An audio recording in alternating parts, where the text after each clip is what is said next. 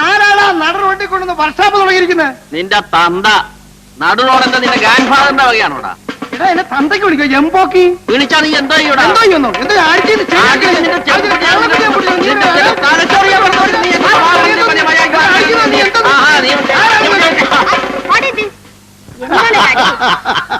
മോൾ ഇത് കാര്യമാണെന്ന് കരുതിയോ? അല്ല, നീ ഇപ്പൊ എവിടുന്ന് വരുന്നു? ഞാൻ എവളെ ഹോസ്റ്റലിൽ നിന്ന് കൊണ്ടുവരിക.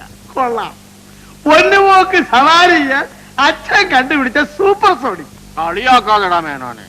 അങ്കിൾ മാത്രമല്ല, ഹോസ്റ്റലിൽ എന്റെ ഫ്രണ്ട്സ് എല്ലാവരും ഈ കാർ കണ്ട് കളിയാക്കാൻ തുടങ്ങി.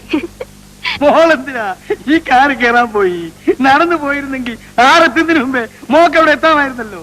എടോ, പഴയ ഇരുമ്പ് വിലക്ക് തനിക്ക് കാർ അങ്ങ് വിറ്റുകൂടി. പഴയ ഇരുമ്പോ? ഇത് പൊന്നാണ്, പൊന്നെ അറിയാമോ?